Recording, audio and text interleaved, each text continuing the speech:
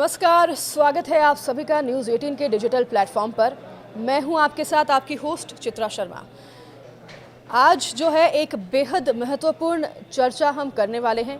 एक आज हमारे साथ गेस्ट भी हैं, उनके साथ चर्चा करेंगे।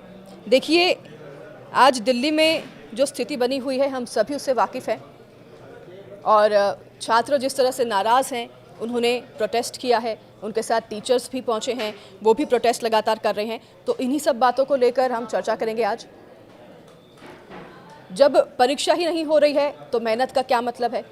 यही सवाल आज हज़ारों अभ्यर्थियों की आंखों में तैर रहे हैं।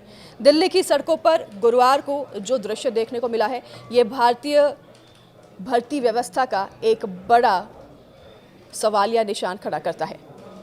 एसएससी की चयन पद परीक्षा फेज 13 में हुई गड़बड़ियों और लापरवाहियों में नाराज छात्र दिल्ली में जंतर मंतर पहुंचे और यहां पर उन्होंने विरोध प्रदर्शन किया।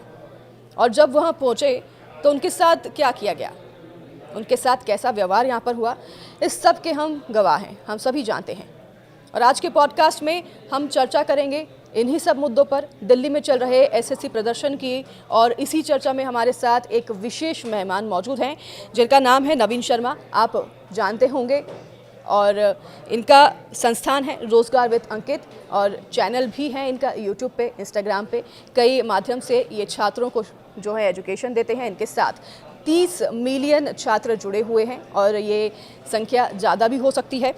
एक दशक से ये इस प्रोफेशन में हैं, ये टीचर हैं, शिक्षक हैं और ये भी इस आंदोलन का हिस्सा हैं।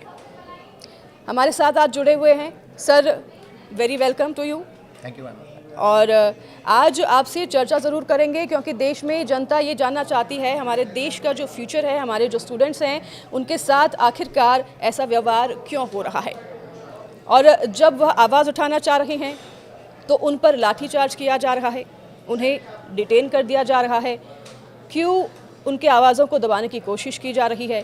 क्या किसी तरह की गड़बड़ी है जो कि सरकार को, प्रशासन को एहसास हो रहा है कि हाँ गड़बड़ी है, इसलिए लाठीचार्ज का प्रयोग किया जा रहा है? क्योंकि टीचर्स और स्टूडेंट्स सड़कों पर उतरकर किसी तरह का उपद्रव तो मचाते नहीं हैं, वो सिर्फ अपनी मांगों को लेकर सड़कों पर उतरे हैं। और इन्हीं स्टूडेंट्स और टीचर्स को अगर डिटेन किया जाए तो ये किस तरह का मैसेज देना चाह रहे हैं? इस धरना प्रदर्शन में मकसद क्या है? आखिर क्यों देश के स्टूडेंट्स प्रोटेस्ट करने के लिए दिल्ली के सड़कों पर उतरे हैं? ऐसे कई सवाल हमारे जहन में हैं, हमारे देश के जो लोग हैं उनके भी जहन में हैं। इस पर ही चर्चा करेंगे। सबसे पहले पॉडकास्ट में सर आपसे जो मेरा सवाल होगा शुरुआत में कि ये जो प्रदर्शन चल रहा है इसका मुख्य उद्देश्य क्या है? स्टूडेंट्स को और टीचर्स जो हैं उनकी क्या प्रमुख मांगे हैं? क्योंकि हमने देखा कि टीचर्स और स्टूडेंट्स जब आए हैं वो प्रोटेस्ट करने के लिए तो उनकी कुछ ऐसी बड़ी मांगे नहीं हैं, उनकी बेसिक मांगे हैं और ये वाजिब भी है, जिनको सुनना चाहिए, जिस पर सुनवाई होनी चाहिए। तो आप ही से मैं पूछना चाहूँगी सवाल और आप ही से मैं शुरुआत करना चाहूँगी कि जो ये प्रदर्शन हो रहा है, इस प्रोटेस्ट में, इस प्रदर्शन में छात्रों की क्या प्रमुख मांगे हैं? टीचर्स उनके साथ जुड़े हैं, काफ़ी चर्चित नामी टीचर्स भी उनके साथ जुड़े हैं जिनको डिटेन किया गया, ये भी हमने खबर देखी। प्रमुख मांगे आखिरकार क्या हैं?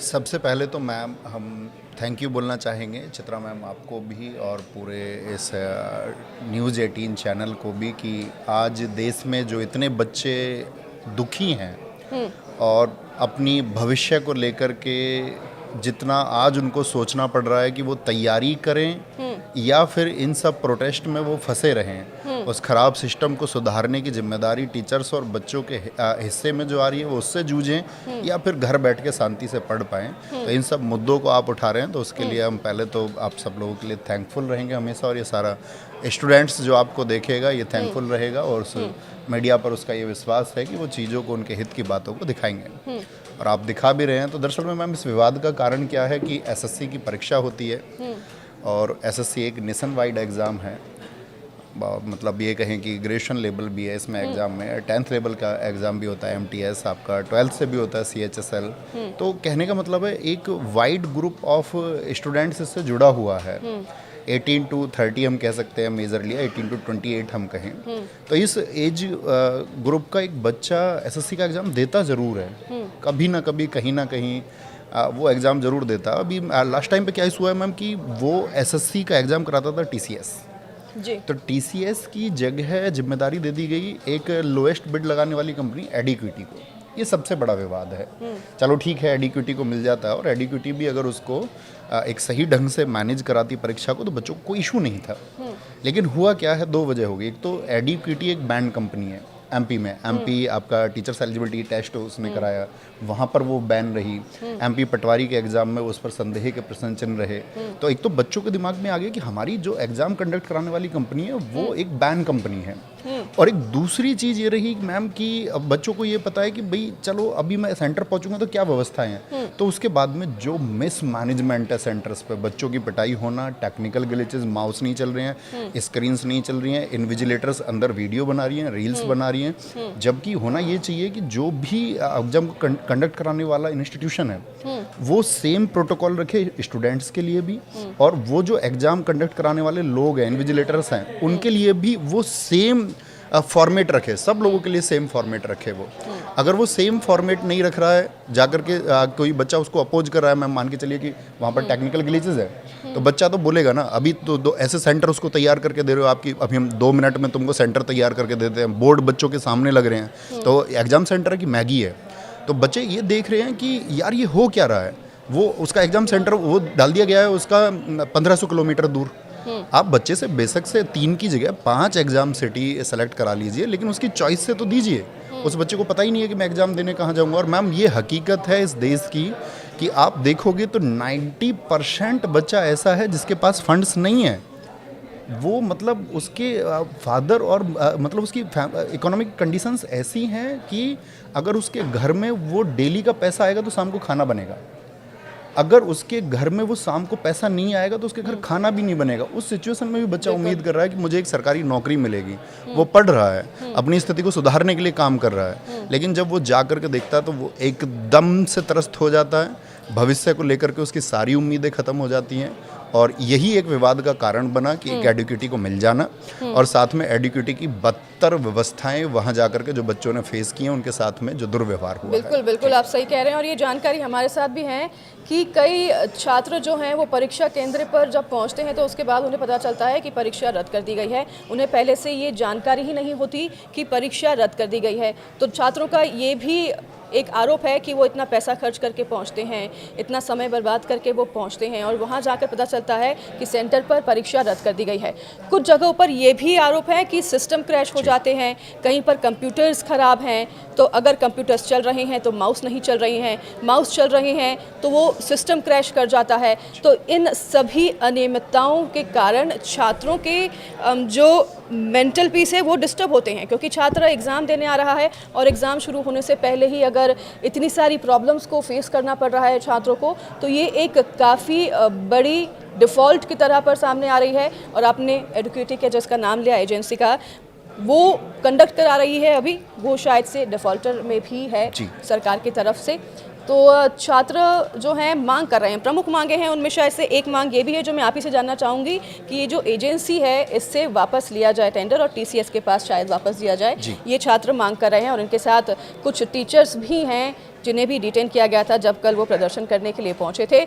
और ऐसे कई अनियमितताएं हैं, ऐसे कई गड़बड़ियां हैं, ऐसी कई खामियां हैं जो कि सामने आ रही है, जो कि छात्रों को इसका सामना करना पड़ रहा है। इतना ही नहीं, ये भी आरोप लग रहे हैं कि उनके साथ दुर्व्यवहार भी होता है जब वो सेंटर पर पहुंचते हैं, और जो वहां पर कर्मचारी होते हैं, अधिकारी होते हैं, उनके साथ दुर्व्यवहार करते हैं, जिसके लिए उन्हें एग्ज़ाम में जाने के पहले काफ़ी डिस्टर्बेंस होता है, उनके साथ इतनी प्रताड़ना होती है। तो किस तरीके से एग्ज़ाम वो देगा बच्चा अगर एग्ज़ाम सेंटर में जा रहा है? तो आप ही सोचिए, उम्मीदवार महीनों नहीं बल्कि वर्षों तक जो है तैयारी करता है। किसी ने कोचिंग छोड़ी होती है, किसी ने नौकरी छोड़ी होती है, किसी ने घर परिवार से दूर रहकर तैयारी की होती है, और केवल एक उम्मीद पर कि मेहनत रंग लाएगी। लेकिन जब परीक्षा देने पहुंचते हैं तो वहाँ पे उन्हें सिर्फ निराशा मिलती है सर। और जब आवाज़ उठा रहे हैं तो उन पर लाठीचार्ज किया जा रहा है, डिटेन किया जा रहा है। तो ये सब बातें सामने आ रही है जो कि काफ़ी निराशाजनक है। हाल ही में एसएससी फेस 13 की परीक्षा में भी कई गड़बड़ियाँ हुई थी, जिसके बारे में भी छात्र कह रहे हैं बार बार।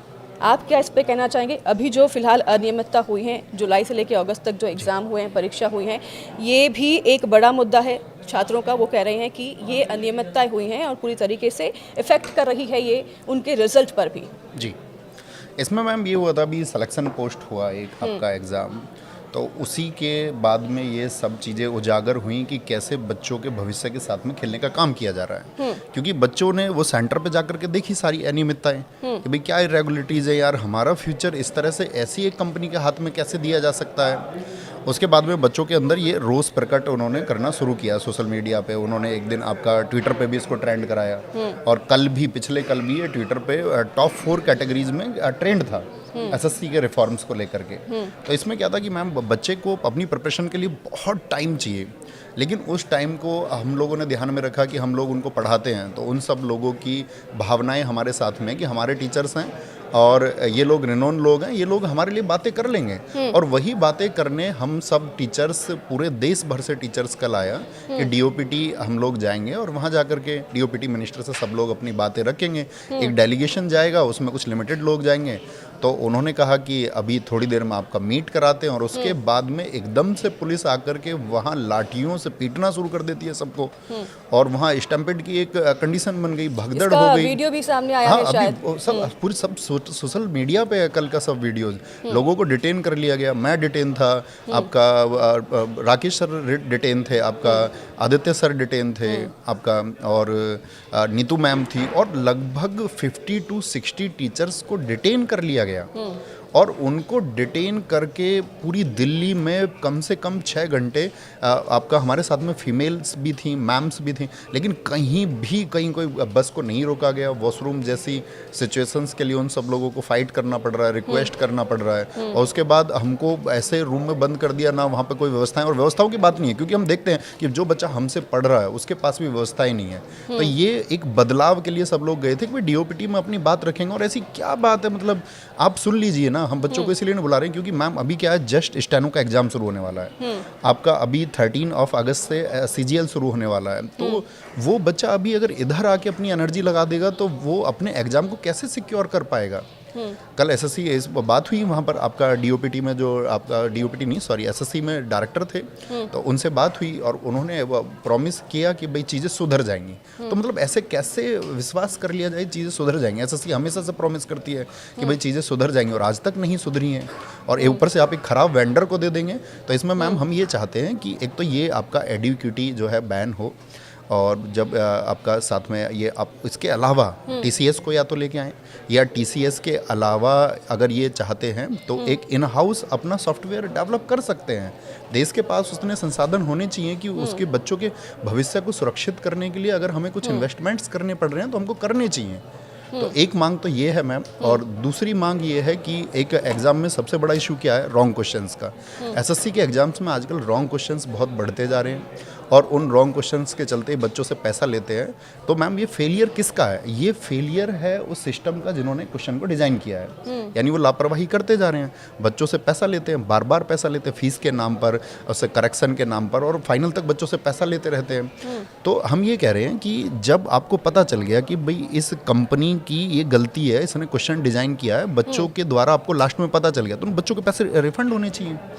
भाई जब गलती ही उस सिस्टम की है तो बच्चे उसको क्यों भुगते हैं? और एक इशू मैम एग्ज़ाम सेंटर्स का है, एग्ज़ाम सेंटर्स नज़दीक दिए जाएं बच्चों को। एक इशू ये है कि बच्चों को एक बेहतर व्यवस्था दी जाए, क्योंकि यही बच्चे कल इस देश के सिस्टम को संभालेंगे। क्योंकि मैम इसमें एसएससी के द्वारा सभी सेंट्रल गवर्नमेंट के ऑफिसेज हैं, बिल्कुल, और जितने भी सब ऑफिसेज हैं इन्हीं लोगों को संभालने हैं। तो हम उन लोगों को अभी से खराब व्यवस्था दे करके हम उनके अंदर एक सिस्टम की एक शंका पैदा कर रहे हैं, तो वो उनको विश्वास पैदा नहीं होगा, उनका विश्वास टूटता है। तो ये सब चीज़ें इसमें होनी चाहिए। टेक्निकल जितनी भी चीज़ें हैं, आपका माउस से लेकर के, आपका कीबोर्ड से लेकर के, सिस्टम से लेकर के, विजिबिलिटी से लेकर के, और ऐसा भी हुआ अभी तो एडिक्विटी जो एग्ज़ाम करा रही है मैम, उसमें 4 ऑप्शन है, तो एक ऑप्शन हाईलाइट होके आ रहा है। तो कोई बच्चा क्या समझेगा, यार हाईलाइट होके जा रहा है यही आंसर है। और इतने क्वेश्चंस रिपीट कर दिए जा रहे हैं। अभी 24 को एग्ज़ाम हुआ, उसके सारे क्वेश्चंस नेक्स्ट डे में रिपीट कर दिए गए, 70% पेपर रिपीट कर दिया गया। और वहाँ बात हुई एसएससी डायरेक्टर क्या कहते हैं इस बात को लेकर के, वो कहते हैं कि क्वेश्चन तो रिपीट इसलिए कर दिया कि पिछले वालों को थोड़ी पता है कि ये आएगा, और तो हमने रिपीट कर दिया। तो मतलब मजाक समझ रहे हैं उसको, एग्जाम सिस्टम को, उन बच्चों के भविष्य को मजाक समझा जा रहा है। तो एक रिपीटेड क्वेश्चंस ना हो, इन सारी चीज़ों को ध्यान रखें मैम। ये हम आपको अभी प्रूफ से ये सब आपके पास लेके आए हैं। एडुकेटी का किस तरह से ये इसको कहाँ कहाँ ब्लैक लिस्ट किया गया है, टाइम्स ऑफ इंडिया में इसके खिलाफ जो आपका कोर्ट प्रोसीजर चला, ये सब एडुकेटी का है, कहाँ कहाँ पर वो आपका ब्लैक लिस्टेड है, ये उसका बिड। आप किसी संस्था को सिर्फ इस बात के ऊपर एग्जाम कराने का टेंडर दे देंगे कि उसने सबसे कम पैसों में ठेका ले लिया है। ऐसा तो मैम गांव से कोई बच्चा उठ के जाएगा कि सबसे कम पैसों में हम बोली लगा देते हैं, हमको ये टेंडर दे दीजिए, लेकिन व्यवस्था कौन जांचेगा। और हम तो ये कह रहे हैं कि इस अगर आपका बैंड कंपनी को एक टेंडर मिला है तो इसकी भी एक सीबीआई जांच होनी चाहिए कि भाई ये क्यों ऐसे क्यों दिया गया, इतने सारे बच्चों का भविष्य एक ऐसी संस्था के हाथ में क्यों सौंप दिया गया जो कि क्वेश्चनेबल है, जिस पर सब लोगों को संदेह है। ये डिमांड्स है मैम हमारी सबसे पहले बच्चों की तरफ से कि एडुकेटी बैन होना चाहिए। एग्जाम कैलेंडर के साथ में मैम रिजल्ट की डेट भी बताई जाए। आप बताइए, देश में चुनाव होते हैं तो चुनाव का रिजल्ट इतना मास तरीके से होता है कि वो सब एकदम से मतलब फिक्स होता है कि भाई तब रिजल्ट आ जाएंगे। एसएससी सीपीओ है आपका बच्चा मैम 1.5 वर्ष से इस बात के लिए इंतजार कर रहा है कि उसका रिजल्ट कब आएगा, उसको पता ही नहीं है। मतलब उसके लिए कोई आपका एक छोटा सा नोटिस तक भी नहीं है कि भाई हम लोग कर क्या रहे हैं। तो ट्रांसपेरेंसी होनी चाहिए, एग्जाम डेट्स बच्चे को पता होनी चाहिए, उसको एग्जाम के रिजल्ट की डेट भी पता होना चाहिए कि यहाँ तक लगभग उसका एग्जाम का रिजल्ट आ जाएगा। नॉर्मलाइजेशन प्रोसेस मैम एक यहाँ पे क्वेश्चन मार्क है कि आपका जो ऐसा होता है कि आपका अभी जो परफॉर्म आप करके आए हो तो सभी शिफ्ट का एक एवरेज करके उनके मार्क्स को कम या ज़्यादा किया जाता है ताकि सब लोगों को बैलेंस किया जा सके। तो उसकी वजह से कुछ पता ही नहीं चलता लोगों को कि मेरा कितना मार्क्स बढ़ गया है, मेरा क्यों घट गया है, मैं क्यों रह गया हूँ। तो वो एक ट्रांसपेरेंसी उसमें होनी चाहिए। कराने का यहाँ पे ऑप्शन नहीं है। नहीं, फिर से नहीं करा सकते। बिल्कुल नहीं है। कोई स्कूटनी नहीं होती, आप मतलब कोई काउंटर कर ही नहीं सकते हो। बस आप बहुत अच्छे स्टूडेंट भी हैं तो अपना रिजल्ट अगर आपके में नहीं आया है तो आपको सिर्फ मायूसी मिलेगी और कुछ नहीं मिलेगा, इसके अलावा कोई विकल्प नहीं है। एक मैम आपका जैसे कि तो ये सब दिक्कतें टीसीएस के समय पर नहीं थी। टीसीएस के समय पर भी थी, टीसीएस के समय पर भी थी। जो रॉन्ग क्वेश्चंस की दिक्कत है ये टीसीएस के समय पर थी। लेकिन इस सब में हम उम्मीद ये करते थे, स्टूडेंट्स भी, सब टीचर्स भी, कि भाई ये चीज़ें अगर हम लोग एक अच्छी आवाज़ उठाएंगे, क्योंकि लास्ट टाइम पे यही आवाज़ें उठ रही थी, एसएससी रिफॉर्म्स की आवाज़ें उठ रही थी लास्ट 6 मंथ से। लेकिन अब एक एडुकेटी नाम जोड़ करके और बच्चों के सॉल्यूशन की जगह समस्याएं पैदा कर दी हैं। मतलब अब ज़्यादा समस्याएं होने लगी हैं। ज़्यादा समस्याएं हो गई हैं, क्योंकि ये तो बेसिक समस्याएं हैं कि अगर आप एग्ज़ाम देने जा रहे हैं तो सेंटर पर इतनी तो प्रिपरेशन होनी चाहिए कि आपका जो सिस्टम है वो प्रॉपर चले।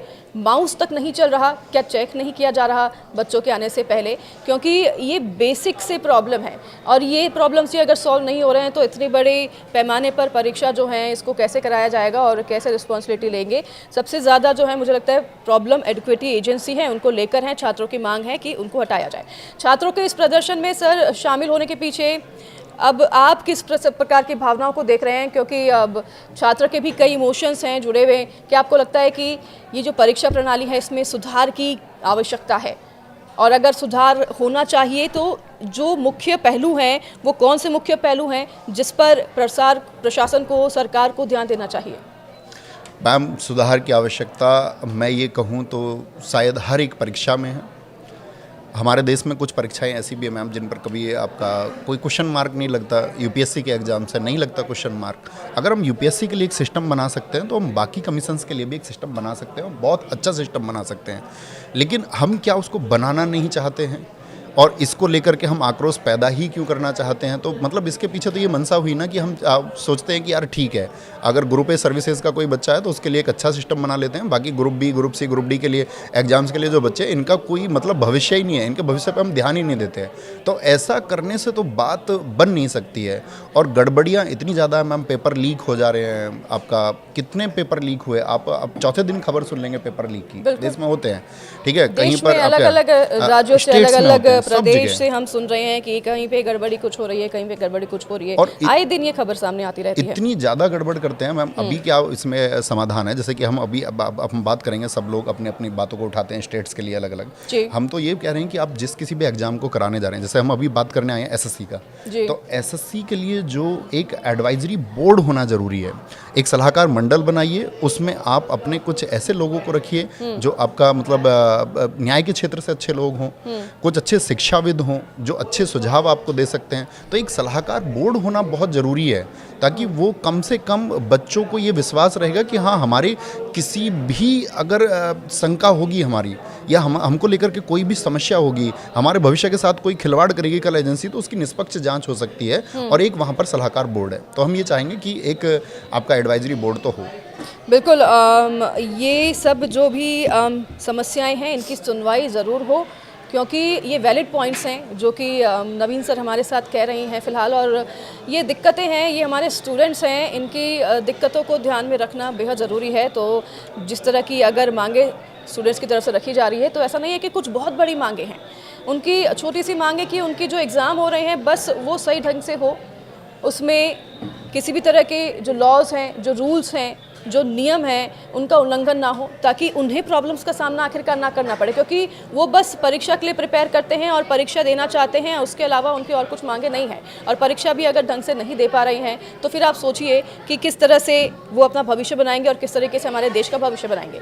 देखिए सर, छात्रों की मेहनत को ध्यान में रखते हुए ये जो गड़बड़ियां हैं किस तरह से उनके भविष्य को भी प्रभावित कर सकती है, क्योंकि छात्र जो हैं वो इतनी मेहनत करते हैं, इतनी उम्मीद लगाते हैं, परीक्षा देने आते हैं, फिर देखते हैं कि इतनी गड़बड़ियां वहाँ पर हैं, निराश हो जाते हैं ये छात्र भी, क्योंकि ऐसी गड़बड़ियां अगर हैं और अगर उन पर ध्यान नहीं दिया जा रहा और फिर ये इफेक्ट करता है उनके रिजल्ट पर, तो फिर उनकी भी मानसिक तौर पर जो है उन्हें एक तरह से कह सकते हैं कि डिप्रेशन में, और फिर वो भी उम्मीद छोड़ देते हैं कि अगर सुनवाई ही नहीं हो रही है तो हम मेहनत क्यों करें।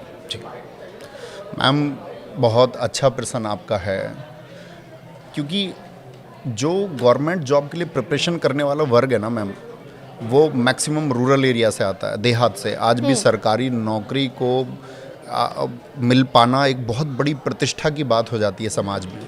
तो रूरल जो एरिया है, ग्रामीण क्षेत्रों की हम बात करें, तो वहाँ पर मतलब बच्चों के पास में टेक्निकल स्किल्स उतनी नहीं होती हैं, उस तरह का अवेयरनेस उनके पास में नहीं होता है कि वो अपना टेक्निकल फील्ड में आगे बढ़ें। तो उन सब लोगों को आस होती है सरकारी नौकरी से, और जब उस सरकारी नौकरी की तैयारी करते हुए उसे वर्षों बीत जाते हैं, सिस्टम से जूझते हुए उसे वर्षों बीत जाते हैं, और इन वर्षों बीतने के बाद में उसको पता चलता है कि नहीं, उसकी सुनवाई करने वाला नहीं है, ये सिस्टम साफ सुथरा नहीं है, यहाँ पर किसी को कुछ भी मिलने के अवसर होते हैं, और बहुत गड़बड़ियाँ जितनी वो देखता है, जूझता है उन सब चीज़ों को, अंत में मैम उसके पास में विकल्प नहीं बचते हैं। और जब उसके पास विकल्प नहीं बचते, तो आपने देखा होगा इस देश का बच्चा बहुत गलत कदम उठाने के लिए भी तैयार हो जाता है, बहुत नेगेटिव साइड में वो सोचने लग जाता है। और अगर हम इस देश के यूथ को नेगेटिव साइड में ले जाना चाह रहे हैं, तो इसके बारे में हमें कम से कम विचार करना चाहिए, बैठ के हमको सोचना चाहिए कि एक बड़ा वर्ग है और इसको एक अच्छी दिशा हमको देनी चाहिए।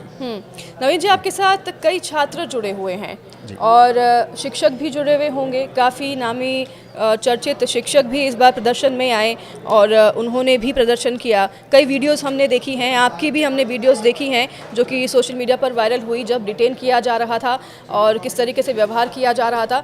तो जब ऐसी स्थिति उत्पन्न होती है, तो छात्र जो हैं और शिक्षक जो हैं, दोनों के लिए ये स्थिति कितनी चुनौतीपूर्ण हो सकती है, क्योंकि जहाँ पर छात्रों को प्रिपरेशन करनी है एग्ज़ाम्स के लिए, जहाँ पे उन्हें अपने भविष्य को संवारने के लिए काम करना है, जहाँ शिक्षकों को छात्रों के भविष्य को संवारने के लिए काम करना है, वहाँ पर ऐसी नौबत क्यों आ पड़ती है कि उन्हें सड़कों पर आकर प्रोटेस्ट करना पड़ रहा है और उन पर लाठीचार्ज किया जा रहा है।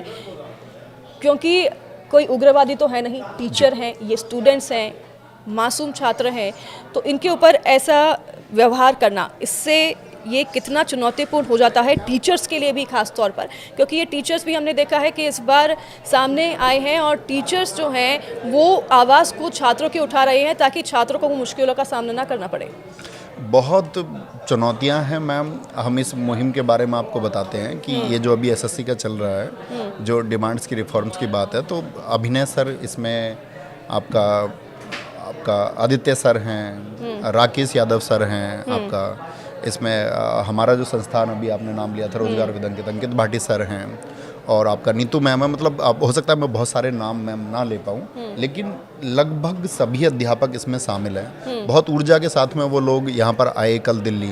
ये सभी प्रतियोगिता की जो है तैयारियां करवाते हैं और काफ़ी चर्चित भी हैं। ये ऐसे भी लोग हैं मैम जो एसएससी का तैयारी नहीं कराते, लेकिन फिर भी वो बच्चों के हितों के लिए आए हैं। नीतू मैम का भी आपने जो नाम लिया, जो भी जिन्हें भी शायद डिटेन किया गया था आपके साथ, तो ये सब काफ़ी गंभीर मामला है जिस तरीके से अभी नीतू मैम का भी आपने, और ऐसे कई चर्चित शिक्षक हैं जो कि सड़कों पर उतर आए हैं, जो कि आंदोलन कर रहे हैं, लेकिन उनके साथ व्यवहार इस तरह से किया जा रहा है और ये काफ़ी चुनौतीपूर्ण हो जाता है सभी शिक्षकों के लिए भी, क्योंकि वे नहीं चाहते हैं कि वो इस तरह की लाइमलाइट में आए। बच्चा ये चाहता ना, देखिए टीचर का काम है कि भाई वो पढ़ाए बच्चों को, एक अच्छा सा कंटेंट दे। बच्चे का काम है वो सारी ऊर्जा अपने कामयाब होने में लगा दे और वो अपना मतलब सारा का सारा परिश्रम इस बात के लिए करे कि वो कामयाब कैसे हो, लेकिन उसकी ऊर्जा को हम दूसरी दिशा में पहुँचा रहे होते हैं, वो नेगेटिव साइड में जारी होती है। टीचर्स की एनर्जी भी दूसरी साइड में जारी होती है। तो इसके बाद में सबसे बड़े हम देश के एक वर्ग को, अध्यापक वर्ग को, छात्र वर्ग को अगर हम नकारात्मक दिशा की तरफ ले जा रहे हैं, तो इससे बड़ी चुनौती तो मैं ये कहूँगा उस वर्ग के लिए नहीं, इस देश के लिए भी चुनौती है कि ये एनर्जी उस दिशा में नहीं जानी चाहिए। बिल्कुल। छात्र जो कि प्रदर्शन में अब आ गए हैं, उन्हें मजबूरन शामिल होना पड़ा है, उनकी इस स्थिति के प्रति आप उन्हें कैसे प्रोत्साहित करना चाहेंगे? क्या मैसेज उन्हें देना चाहेंगे? मैम मैसेज हम ये देना चाहेंगे कि इस देश में भगत सिंह हंसते हंसते फांसी के फंदे को झूले थे और इस देश के लिए उनके सपने थे कि ये देश एक सशक्त देश बनेगा। अपने अधिकारों के लिए लोग लड़ना चाहेंगे और लड़ना सीखेंगे और उनको लड़ना चाहिए। तो जब हम किसी एक बात के लिए अपनी मांग को उठाते हैं तो हमको पुरजोर तरीके से उठानी चाहिए और हमको पूरा प्रयास करना चाहिए, लेकिन हमको उसके लिए संवैधानिक तरीके का, कानूनी तरीके का पालन करना चाहिए। हमको देखना चाहिए कि पुलिस प्रशासन हमारे लिए परेशानी नहीं है, क्योंकि मैम उसको प्रोटोकॉल फॉलो करना पड़ता है। पुलिस के साथ में आप अच्छी व्यवस्था बनाना, अपनी मांग उठाते समय आपको बाकी प्रशासन के साथ में अच्छी तरह से पेश आना पड़ेगा, क्योंकि हमारी लड़ाई मैम डीओपीटी और एसएससी से है, उस खराब संस्था एडुकेटी से है, एसएससी के रिफॉर्म्स को लेकर के है। क्योंकि सबसे बड़ी डिमांड ये है कि डीओपीटी आपका हमारे टीचर्स के डेलीगेशन से मिल ले, उसमें हमारे लिमिटेड टीचर्स होंगे, बच्चों का रिप्रेजेंटेशन वो करते हैं और बच्चों को विश्वास है कि वो उनका सही पक्ष रखेंगे। तो वो कम से कम लोग जाएं और कम से कम लोगों की बात सुन ली जाए और उसको मतलब एकदम से पब्लिश कर दिया जाए एसएससी के द्वारा कि हाँ ये बातें मान ली गई हैं और सिस्टम अब इस तरह से होगा। उसके लिए बच्चों को टाइम दे दिया जाए कि भाई हम इतने टाइम पे विचार कर लेंगे। और अभी रिसेंट जो एग्जाम आ रहे हैं ना मैम, अभी जैसे मैंने बताया सीजीएल शुरू होने वाला, उस बच्चे को मेंटल प्रेशर इतना ज़्यादा है कि वो कैसे तय कर लेगा कि यार क्या होगा, मैं जो जिसके लिए प्रिपरेशन कर रहा हूँ ये एग्ज़ाम हो भी पाएगा या नहीं, टेक्निकल ग्लिचेस तो नहीं होंगे, कहीं ये कैंसिल तो नहीं हो जाएगा। अभी वो दूसरी मानसिक स्थिति में है जो हमने पैदा कर दी है। ये बहुत चुनौतियाँ हैं। तो ये जो छात्र हैं, इन्हें भविष्य के लिए आपकी क्या सलाह होगी? और जो टीचर्स भाग ले रहे हैं सक्रिय तौर पर, क्या आप छात्रों को, टीचर्स को कहना चाहेंगे कि इस आंदोलन में सक्रिय तरीके से भाग लें? क्या आप उन्हें एक तरह से प्रदर्शन के लिए आप कहें कि आए सड़कों पर? क्योंकि देखिए अगर ऐसे प्रदर्शन होते हैं तो तकलीफ़ें दोनों तरफ से होती हैं और भी ज़रिए होते हैं, लेकिन प्रदर्शन का ज़रिया मैं भी समझती हूँ कि ये एक आखिरी मजबूरी होती है जब कोई किसी तरह की सुनवाई नहीं होती, कि तब सड़कों पर उतर आना पड़ता है और छात्र तभी सड़कों पर उतर आते हैं जब उनकी सुनवाई नहीं होती है। लेकिन इसका क्या और भी विकल्प हो सकता है? इसके लिए मैम हमने अभी बताया था, इसका एक बहुत अच्छा विकल्प हो सकता है कि हम सोचें उस बच्चे के भविष्य के बारे में, हम उस बच्चे को आश्वासन दें कि आपको घरों से निकलने की ज़रूरत नहीं है।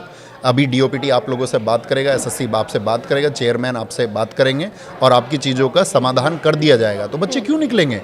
बच्चे कौन सा मैम आपका वो, उनको कोई शौक थोड़ी है आंदोलन करने का या कहीं पर इकट्ठे होने का। लेकिन हम कहेंगे अगर वो लोग नहीं सुनते हैं तो हमको अपनी मांग बहुत पुरजोर तरीके से और संगठित तरीके से और संवैधानिक तरीके से उठानी होगी, और वो हमको उठानी भी चाहिए, तभी सॉल्यूशन होता है। नहीं तो फिर उसका कोई समाधान हो नहीं पाता है अगर हम संगठित होकर अपनी बात को नहीं उठा सकते हैं, और वो हमको उठानी चाहिए और वो ये पूरा छात्र वर्ग उठाएगा। ये सब लोग संगठित हैं और पूरे अध्यापक वर्ग इन लोगों के साथ में है। बहुत ही महत्वपूर्ण आज आपने बातें कही हैं और बहुत ही प्रेरणादायक बातें आपने कही हैं। संदेश जाएगा सभी जो हमारे छात्र हैं उन तक आपके द्वारा, नवीन सर। और मैम इसमें हम एक चीज़ और आपका जुड़ना चाहेंगे कि अभी हमने जैसे आपको बताया कि वो तो मेजर इशूज़ है जो सब लोग चाहते थे, इसमें हमारे टीचर्स जो बात कर रहे हैं वो डेलीगेशन जाएगा बात करने, तो इसमें वेटिंग लिस्ट पे भी बात करनी है सब लोगों को कि वेटिंग लिस्ट में किस तरह से सॉल्यूशंस होंगे, आपका ट्रैफिक को लेकर के, एग्ज़ाम सेंटर्स कितना कन्वीनियंस हो आपको। मतलब मैम जान के हंसी आएगी कि इस साइड में आपका यहाँ पर मैरिज हॉल है और उसके साइड में आपका एग्ज़ाम सेंटर बना दिया है, इधर डीजे चल रहा है, बच्चा एग्ज़ाम दे रहा है। इस मेंटल प्रेशर में कैसे एग्ज़ाम दे सकता है। नीचे यहाँ पर मैम यहाँ पर आपका डेयरी है, भैंस बंधी हुई है, सेंटर बना दिया है। इस तरह की मानसिक स्थिति बच्चे की आप जो बना रहे हैं, तो बहुत सारे ऐसे इनपुट्स हैं जो हमारा टीचर्स डेलीगेशन देना चाहेगा आपका एसएससी को कि भाई उनको कौन कौन से सुधार की आवश्यकता है। तो हम डीओपीटी से भी ये डिमांड करेंगे और एसएससी से भी ये डिमांड करेंगे कि चेयरमैन और डीओपीटी मिनिस्टर एक साथ में बैठ के बच्चों के इन भविष्य के बारे में चिंता करते हुए टीचर्स के डेलीगेशन से मिले।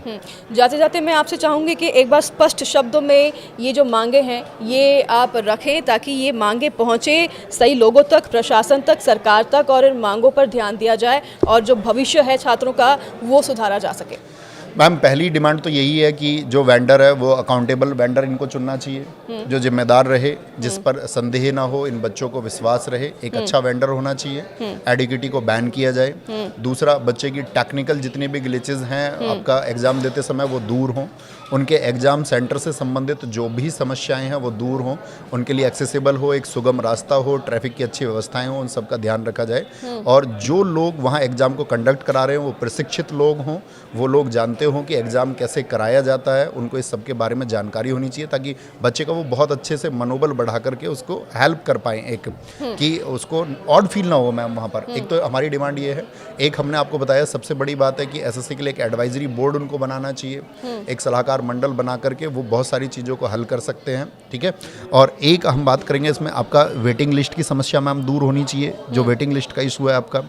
और रॉन्ग क्वेश्चन एक इशू है सबसे बड़ा कि गलत क्वेश्चन आएंगे तो बच्चे उसके लिए पे नहीं करेंगे। और क्योंकि मैम गलत क्वेश्चन करते समय बच्चे का एग्जाम में जो टेम्परामेंट वो चेंज हो जाता है, उसका संयम खो जाता है और उसकी वजह से बहुत सारी गड़बड़ियाँ होती है। और प्लस में आप उसे पैसा और ले रहे हो, बल्कि आपको तो उसके लिए बच्चे को कंपनसेशन देना चाहिए कि हम लोगों ने एक गलत क्वेश्चन दे दिया, इस समय पर आपका जो मेंटल टेम्परामेंट है वो चेंज हो गया होगा, आपको बड़ी गड़बड़ आई होगी, ठीक है। एक एग्जाम सेंटर्स मैम चाहे चॉइस ज़्यादा हो, आपका एग्जाम सेंटर चाहें तो 3 से आपका 5 भरा लें, लेकिन बच्चे की चॉइस से दें जहाँ वो जा सकता है, क्योंकि वो उन्हीं को चुनेगा, ठीक है। बच्चे के साथ सेंटर पे किसी तरह का दुर्व्यवहार नहीं होना चाहिए। टेक्निकल ग्लिचेस के बारे में हम आपसे बोल चुके हैं। और जैसे मैम सबसे बड़ा इशू एक ये भी है कि किसी एग्ज़ाम का अभी फॉर्म निकला, जैसे कि मान के चलिए आपका एसएससी सीजीएल का फॉर्म निकला, अब एसएससी सीजीएल की ज्वाइनिंग नहीं हुई है और दूसरे फॉर्म आ गए, तो पहले ज्वाइनिंग हो जाए, दूसरे फॉर्म तब आए सब लोगों के, क्योंकि वो नहीं तो बार बार रिपीट करता रहता है, बच्चा एग्जाम को देता रहता है, उसकी जॉब को और कोई लोग लेते रहते हैं हमेशा। तो ये सब चीज़ें हैं जिनके बारे में एसएससी को विचार करना होगा। और बहुत सारे मुद्दे हैं मैम जिस पे हमारा टीचर्स का डेलीगेशन एक बहुत अच्छे तरीके से हम वही डिमांड फिर रखेंगे कि आपका एसएससी चेयरमैन को मिलना चाहिए और डीओपीटी को मिलना चाहिए। बिल्कुल। रणनीति क्या रहेगी आगे बता दीजिए आप कि अगर ये जो प्रदर्शन चल रहा है इसी तरीके से, जैसे कि हमने देखा लाठीचार्ज हुआ है, डिटेन किया गया है, तो मतलब प्रशासन जो है साफ तौर पर तो इस बात पर अभी सीरियस नज़र नहीं आ रहा है, तो आगे की क्या रणनीति रहेगी आपकी? इसी तरह से प्रदर्शन जारी रहेगा? प्रदर्शन बिल्कुल ऐसे ही जारी रहेगा मैम। बच्चों के अंदर बहुत तीव्र आक्रोश है और बच्चे कल नहीं थे, कल तो सिर्फ टीचर्स थे। और अगर यही आक्रोश उनका बढ़ता रहेगा और सरकार उनको कोई समाधान नहीं देती है, एसएससी उनको कोई समाधान नहीं देती है, आपका डीओपीटी उनका समाधान नहीं करता, तो मैं कहता हूँ इस देश का लाखों बच्चा सड़कों पे उतरने को मजबूर होगा और उसको मजबूर किया जाएगा एडमिनिस्ट्रेशन के द्वारा, इस खराब व्यवस्था के द्वारा, और वो बहुत संगठित तरीके से उतरेगा और अपनी मांगों के लिए अंतिम दम तक लड़ेगा। और लड़ना भी चाहिए, मेरा ये मानना है कि आपको अपनी अंतिम सांस तक अपने अधिकारों के लिए लड़ना चाहिए, क्योंकि बात सिर्फ रोजी और रोटी की भी नहीं है, बात उस सृजन की भी है जिसके लिए आपने मेहनत की है, अपने आप को आप कहीं देखना चाहते थे, जो मैनिफेस्टेशन आपने किया है, तो वो सब सपने जब जिस बच्चे के छिनते हैं तो मैम वो सड़क पर आएगा और वो संगठित होकर के आंदोलन करेगा और संवैधानिक तरीके से वो अपनी बातों को रखेगा। क्योंकि ये कोई मैम अगर हम बात करें जिसके अधिकारों को छीनने की बात चल रही है ना, ये एक शिक्षित युवा है, ये शिक्षित युवा है, इसमें से आपका मैक्सिमम बच्चे ग्रेजुएट हैं जिनके सपने आप देखोगे एसएससी जैसे एग्जाम्स के लिए बहुत सारे बच्चे इंजीनियर्ड हैं, इंजीनियरिंग कोर्स से बच्चे आ रहे हैं और मैक्सिमम बच्चे इधर आ रहे हैं। तो ये एक पढ़ा लिखा वर्ग है, बहुत शिक्षित वर्ग है, जिसके सपनों को कुचलने का काम आप कर रहे हैं। और लेकिन ये युवा वर्ग इतना शिक्षित भी है, इतना संगठित भी है कि अपने सपनों को ये बहुत आसानी से कुचलने नहीं दे सकता है कि इसके सपनों को यूं ही कुचल दिया जाए। तो ये मैम यूथ हम ये कहेंगे ये रिवॉल्यूशन कर सकता है और ये रिवॉल्यूशन कर देगा। एक तरह से हम चेतावनी समझे कि ये बहुत ही आंदोलन जो है आगे बड़े पैमाने पर हो सकता है। अगर समाधान नहीं हुआ तो ये बहुत आक्रोशित रूप ले सकता है अपना। देखिए, आप बहुत स्ट्रॉन्ग पर्सनालिटी है और काफ़ी बच्चे आपकी बातें जो हैं बड़ी गौर से सुनते हैं और मानते भी हैं। तो आपकी तरफ से ये जो मैसेज है सभी छात्रों तक भी पहुंच रहा है। उम्मीद करते हैं कि ये जो मैसेज है हमारे सरकार और प्रशासन तक भी पहुंचे। आपके समय और विचारों के लिए बहुत बहुत धन्यवाद नवीन सर, आप हमारे साथ जुड़े और हमें अपना कीमती समय दिया। यही उम्मीद है कि जल्द से जल्द समाधान निकाला जाए इस मुद्दे के प्रति और सभी जो हैं लोग जागरूक हों, सिर्फ प्रशासन ही नहीं, हर कोई आसपास का जो लोग है जो हमारे पॉडकास्ट को सुन रहा है वो भी जागरूक हो और जो जानकारी है वो तमाम जानकारी प्राप्त करें, क्योंकि आधी अधूरी जानकारी अगर होती है तो वो बेहद ही घातक हो सकती है। उम्मीद करते हैं आज का ये पॉडकास्ट आपके लिए काफ़ी इन्फॉर्मेटिव हुआ होगा और आपके डाउट्स क्लियर हुए होंगे। बहुत धन्यवाद नवीन सर आपका हमारे साथ जुड़ने के लिए और आपकी बातें प्रमुखता से रखने के लिए। Thank you.